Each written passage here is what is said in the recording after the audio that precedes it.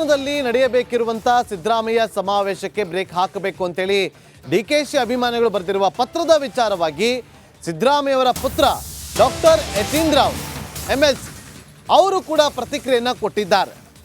High command ಒಪ್ಪಿಗೆ ಮೇರೆಗೆನೇ ಇದೆಲ್ಲವೂ ಕೂಡ ನಡೀತಾ ಇರೋದು. ಒಪ್ಪಿಗೆ ಇದೆ, ಹೈಕಮಾಂಡ್ ಕೊಟ್ಟಿದೆ. ಸಮಾವೇಶ ನಡೆಯುವ ವಿಚಾರವಾಗಿ ಮೈಸೂರಿನಲ್ಲಿ ಯತೀಂದ್ರ ಸಿದ್ದರಾಮಯ್ಯ ಅವರು ಪ್ರತಿಕ್ರಿಯೆ ಕೊಟ್ಟಿದ್ದಾರೆ. ಆದರೆ ಹೈಕಮಾಂಡ್ಗೆ ದೂರು ಕೊಟ್ಟಿರೋ ಬಗ್ಗೆ ನನಗೆ ಗೊತ್ತಿಲ್ಲ. ಆ ಪತ್ರ ಫೇಕ್ ಇರಬಹುದು ಅಂತೇಳಿ ಯತೀಂದ್ರ ಸಿದ್ದರಾಮಯ್ಯ ಅವರು ಮೈಸೂರಲ್ಲಿ ಪ್ರತಿಕ್ರಿಯೆ ಕೊಟ್ಟಿದ್ದಾರೆ. ಇಲ್ಲ ಖಂಡಿತ ಅದರ ಪತ್ರ ಯಾವುದು ಬಂದಿಲ್ಲ. ಬಹುಶಃ ಯಾವುದು ಫೇಕ್ ಲೆಟರ್ ಹೊರಡ್ತಿರ್ಬೋದು, ನನಗೆ ಅನ್ಕಂತೂ ಯಾವುದು ಬಂದಿಲ್ಲ.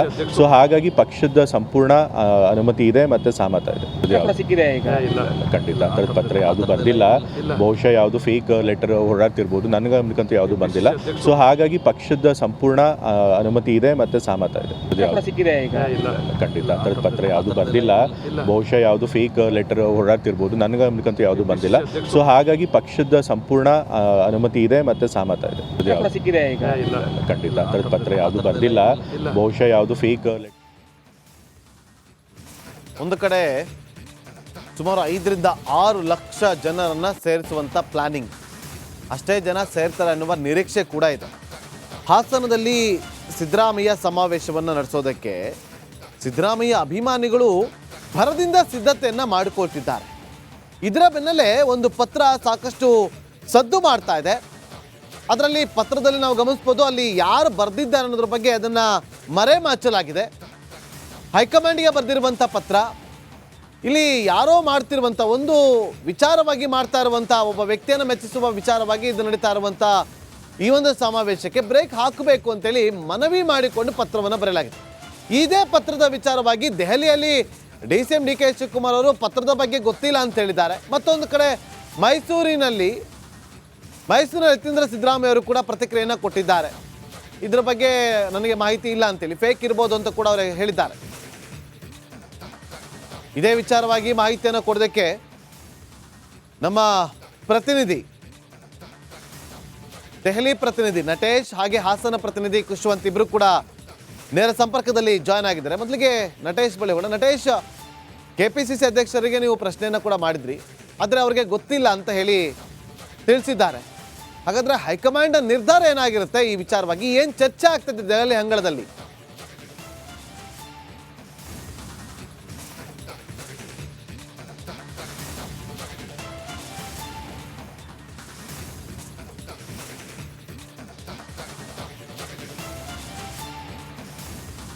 ಸಿದ್ದರಾಮೋತ್ಸವ ಒಂದು ಸಿದ್ದರಾಮಯ್ಯನ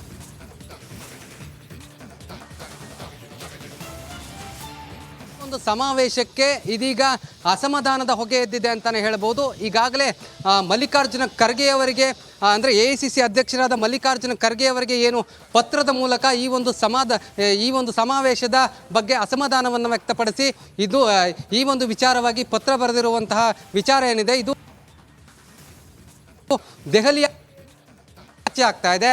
ಈ ಬಗ್ಗೆ ಡಿ.ಕೆ. ಶಿವಕುಮಾರ್ ಏನು ಸಮಾವೇಶದ ಬಗ್ಗೆ ನನಗೆ ಗೊತ್ತಿದೆ, ಸಮಾವೇಶ ಅಂತೂ ನಡಿಬೇಕಿದೆ, ಸಮಾವೇಶದ ಮಾಹಿತಿ ನನಗಿದೆ. ಆದರೆ ಸಮಾವೇಶದ ವಿಚಾರವಾಗಿ ಅಸಮಾಧಾನ ಎದ್ದಿರೋದ್ರ ಬಗ್ಗೆ ಆಗಿರ್ಬೋದು ಅಥವಾ ನಿಮ್ಮನ್ನ ಸಂಪರ್ಕ ಮಾಡ್ತೀವಿ.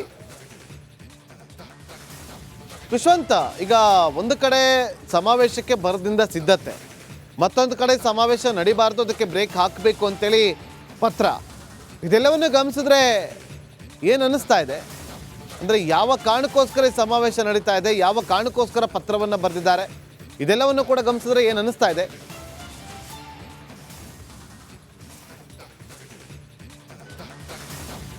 ನಾಗೇಂದ್ರ ಬಾಬು, ಈ ಒಂದು ಕಾರ್ಯಕ್ರಮದ ವಿಚಾರವಾಗಿ ಗಮನಿಸಿದರೆ 2 ಪ್ರಮುಖ ಅಂಶಗಳು ನಮಗೆ ಗೊತ್ತಾಗುತ್ತೆ. ಒಂದು ಕಡೆ ಇದು JDS ಹಾಸನ ಭದ್ರಕೋಟೆ, ಇಲ್ಲಿಂದ ಒಂದು ಸ್ಟ್ರಾಂಗ್ ಆದ ಮೆಸೇಜನ್ನು ಕೊಡುವಂಥದ್ದು. ಜೊತೆಗೆ ಸಿದ್ದರಾಮಯ್ಯ ಮೈಸೂರು, ಹಳೆ ಮೈಸೂರು ಭಾಗದಲ್ಲಿ ತಮ್ಮ ಪ್ರಾಬಲ್ಯವನ್ನು ಇನ್ನೂ ಹೆಚ್ಚಿಸಿಕೊಳ್ಳೋದು ಒಂದು ಕಡೆ ಆದರೆ, ಮತ್ತೆ ಇನ್ನೊಂದು ಕಡೆ ಈಗಾಗಲೇ ಸಹಜವಾಗಿ ಕಾಂಗ್ರೆಸ್ನಲ್ಲಿ ಎದ್ದಿರುವಂತಹ ಸಿ ಎಂ ಹಂಚಿಕೆ, ಸೀಟ್ ಹಂಚಿಕೆ ವಿಚಾರ. ಅಂದರೆ ಅರ್ಧ ಭಾಗ DKಶಿ ಅವರು, ಇನ್ನರ್ಧ ಭಾಗ ಸಿದ್ದರಾಮಯ್ಯ ಅವರು ಅನ್ನುವಂಥ ಮಾತು ಕೇಳಿ ಬರ್ತಾ ಇತ್ತು. ಈ ಒಂದು ಹಿನ್ನೆಲೆಯಲ್ಲಿ ಸಿದ್ದರಾಮಯ್ಯ ಅವ್ರ ಜೊತೆ ನಾವೆಲ್ಲ ಇದ್ದೇವೆ, ಅವರು ಪೂರ್ಣಾವಧಿ CM ಆಗಬೇಕು ಅನ್ನುವಂಥ ಒಂದು ಮೆಸೇಜನ್ನು ಪಾಸ್ ಮಾಡುವಂಥ ವಿಚಾರವೂ ಇದೆ ಅನ್ನುವಂಥದ್ದನ್ನು ಕೂಡ ರಾಜಕೀಯದಲ್ಲಿ ಈ ಒಂದು ಕಾರ್ಯಕ್ರಮದಲ್ಲಿ ಗಮನಿಸ್ಬೋದಾಗಿದೆ. ಜೊತೆಗೆ ಕಾಂಗ್ರೆಸ್ ಈಗಾಗಲೇ ಹೇಳ್ಕೊಳ್ತಾ ನೋಡೋದಾದರೆ ಹಾಸನದ ವಿಚಾರವಾಗಿ ಬಂದರೆ ಇಲ್ಲಿ ಬಣಗಳು ಹಿಂದಿನಿಂದ ಇತ್ತು, ಇದೇ ಕಾರಣಕ್ಕೆ ಕಾಂಗ್ರೆಸ್ ಇಲ್ಲಿ ನೆಲ ಕಟ್ಟಿತ್ತು. ಆದರೆ ಈ ಬಾರಿ ಒಟ್ಟಾಗಿ ಯಾವುದೇ ಬಣ ರಾಜಕೀಯ ಇಲ್ದಲೇ MP ಚುನಾವಣೆಯನ್ನು ಎದುರಿಸಿದ್ರು.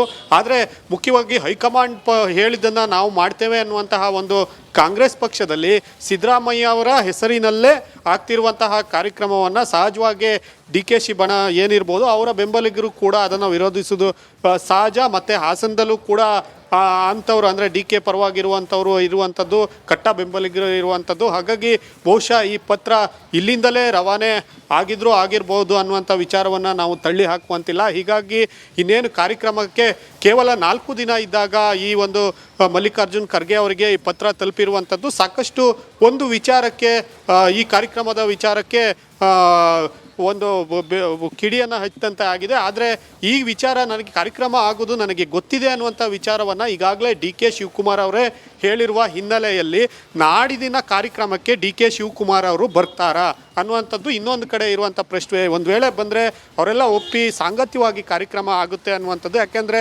ಯಾವಾಗಲೂ ಜೋಡೆತ್ತು ನಾವಿಬ್ಬರು ಒಟ್ಟಿಗೆ ಇರ್ತೀವಿ, CM ಮತ್ತು DCM ಅನ್ನುವಂಥದ್ದು ಹಲವು ವಿಚಾರಗಳಲ್ಲಿ ಅವರು ಪ್ರೂವ್ ಮಾಡ್ಕೊಂಡು ಬಂದಿದ್ದಾರೆ. ಹೀಗಾಗಿ ನಾಡಿದ್ದು ನಡೆಯುವಂಥ ಸಿದ್ದರಾಮಯ್ಯ ಕಾರ್ಯಕ್ರಮ ಏನಿದೆ, ಸ್ವಾಭಿಮಾನಿ ಸಮಾವೇಶ ಕಾರ್ಯಕ್ರಮ. ಥ್ಯಾಂಕ್ ಯು ಖುಷ್ವಂತ್ ಡೀಟೇಲ್ಸ್ಗಾಗಿ. ಹಾಗೆಯೇ ನಮ್ಮ ಜೊತೆ ನಮ್ಮ ಪ್ರತಿನಿಧಿ ಬಸವರಾಜ್ ಇದ್ದಾರೆ. ಬಸವರಾಜ್, ಒಂದ್ ಕಡೆ ಈ ರೀತಿ ಒಂದು ಪತ್ರ ಹೋಗಿದೆ ಅಂತ ಹೇಳಲಾಗ್ತಾ ಇದೆ, ಮತ್ತೊಂದ್ ಕಡೆ ಯತೀಂದ್ರ ಸಿದ್ದರಾಮಯ್ಯ ಹೇಳ್ತಾ ಇದ್ದಾರೆ ಯಾವುದೇ ಸಮಸ್ಯೆ ಇಲ್ಲ, ಹೈಕಮಾಂಡ್ ಒಪ್ಪಿಗೆ ಇದೆ, ಸಮಾವೇಶ ನಡೆಯುತ್ತೆ, ಅದು ಯಾರೋ ಬರ್ದಿರ್ಬೋದು ಅಂತ ಅವಜ್ಞೆ ಮಾಡ್ತಾರೆ.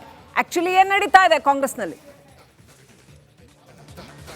ಶ್ರೀಲಕ್ಷ್ಮಿ, ನೀವು ಗಮನಿಸಬಹುದು 2022ರಲ್ಲಿ ನಡೆದಂತಹ ಸಿದ್ದರಾಮೋತ್ಸವ ಕಾರ್ಯಕ್ರಮಕ್ಕೂ ಕೂಡ ಸಾಕಷ್ಟು ವಿರೋಧ ಪಕ್ಷದಲ್ಲೇ ಆಗಿತ್ತು.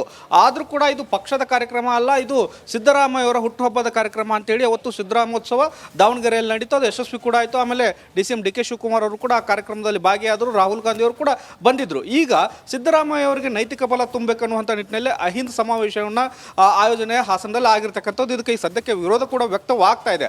ಆದರೂ ಕೂಡ ಇದು ಪಕ್ಷದ ವೇದಿಕೆಯಲ್ಲಿ ಆಗ್ತಾ ಇರತಕ್ಕಂಥ ಕಾರ್ಯಕ್ರಮ ಆಗಿರೋದ್ರಿಂದ, ಅಹಿಂದ ವರ್ಗಗಳು ಸೇರಿ ಮಾಡ್ತಾ ಇರತಕ್ಕಂಥ ಕಾರ್ಯಕ್ರಮ ಆಗಿರೋದ್ರಿಂದ ಸಹಜವಾಗಿ ಇದು ಪಕ್ಷದಲ್ಲಿ ಒಡಕು ಮೂಡಿಸುತ್ತೆ. ಆ ಕಾರಣಕ್ಕಾಗಿ ಇದಕ್ಕೆ ಬ್ರೇಕ್ ಹಾಕಿ ಅನ್ನುವಂಥ ಸಂದೇಶ ಹೈಕಮಾಂಡ್ಗೆ ಕಳಿಸಿದ್ದಾರೆ. ಆದರೂ ಕೂಡ ಇದು ಅಹಿಂದ ಸಮಾವೇಶ ಆಗಿರೋದ್ರಿಂದ ಮತ್ತು ಇದು ಕಾಂಗ್ರೆಸ್ ಪಕ್ಷಕ್ಕೂ ಮತ್ತು ಸಿದ್ದರಾಮಯ್ಯ ಅವರಿಗೆ ಇದಕ್ಕೆ ಸಂಬಂಧ ಇಲ್ಲದ್ರಿಂದ, ಸಿದ್ದರಾಮಯ್ಯ ಅವರ ಬೆಂಬಲಿಗರು ಸಚಿವರು ಇದಕ್ಕೆ ಒಂದಷ್ಟು ಭಾಗಿಯಾಗಿದ್ದಾರೆ. ಸಿದ್ದರಾಮಯ್ಯ ಅವರು ಪರೋಕ್ಷವಾಗಿ ಬೆಂಬಲ ಇದ್ರೂ ಕೂಡ ಅಹಿಂದ ಒಂದಷ್ಟು ಸಂಘಟನೆಗಳು ಸೇರಿ ಮತ್ತು ಅವರ ವಿಚಾರಧಾರಣೆಯನ್ನು ಮತ್ತು ಸಿದ್ದರಾಮಯ್ಯ ಅವರಿಗೆ ನೈತಿಕ ಬೆಂಬಲವನ್ನು ತುಂಬುವ ಕಾರಣಕ್ಕಾಗಿ ಮಾಡ್ತಾ ಇರೋ ಸಮಾವೇಶ ಆಗಿರೋದ್ರಿಂದ ಹೈಕಮಾಂಡ್ ಕೂಡ ಇದರಲ್ಲಿ ಮುಗು ತೋರ್ಸಕ್ಕೆ ಹೋಗಲ್ಲ ಅನ್ಸುತ್ತೆ. ಯಾಕಂದ್ರೆ ಪತ್ರ ಬಂದಿರಬಹುದು, ಕಂಪ್ಲೇಂಟ್ ಆಗಿರಬಹುದು, ಆದರೂ ಕೂಡ ಇದು ಅಹಿಂದ ವರ್ಗಗಳು ಸಿದ್ದರಾಮಯ್ಯ ಅವರಿಗೆ ಬೆನ್ನಿಗೆ ನಿಂತಿದ್ದಾವೆ ಅನ್ನುವಂಥ ಒಂದು ಸಂದೇಶ ಹೋಗಬೇಕು ಮತ್ತು ಬಿಜೆಪಿ ಮಾಡ್ತಕ್ಕಂಥ ಆರೋಪಗಳಿಗೆ ಒಂದು ಎದುರೇಟನ್ನು ಕೊಡುವಂಥ ಕೆಲಸಗಳು ಕೂಡ ಈ ಸಮಾವೇಶದ ಮೂಲಕ ಆಗಬೇಕು ಅನ್ನುವಂಥ ಕಾರಣಕ್ಕಾಗಿ ಈ ಒಂದು ಹಾಸನದಲ್ಲಿ ಸಮಾವೇಶವನ್ನು ಆಯೋಜನೆ ಮಾಡಲಾಗಿದೆ. ಆದರೂ ಕೂಡ ವಿರೋಧ ವ್ಯಕ್ತವಾಗ್ತಾ ಇದೆ. ಹೈಕಮಾಂಡ್ನಿಂದ ಯಾವ ಈ ಒಂದು ವಿರೋಧಕ್ಕೆ ಉತ್ತರ ಕೊಡ್ತಾರೆ ಅನ್ನುವಂಥದ್ದು ಬಹಳ ಪ್ರಶ್ನೆ ಆಗುತ್ತೆ. ಮತ್ತು ಇಲ್ಲಿ ಪ್ರಶ್ನೆ ಎತ್ತಿದವರು ಅಂತವರು ಬಹಳ ದೊಡ್ಡ ಮಟ್ಟದ ನಾಯಕರು ಅನ್ನುವಂಥದ್ದು ಕೂಡ ಇಲ್ಲ. ಹಾಗಾಗಿ ಸಹಜವಾಗಿ ಇದು ಒಂದಷ್ಟು ಆಕ್ಷೇಪಗಳು ವ್ಯಕ್ತವಾದರೂ ಕೂಡ ಸುಗಮವಾಗಿ ಈ ಸಮಾವೇಶ ಆಗಬಹುದು. Srilakshmi, thank you Basavaraj.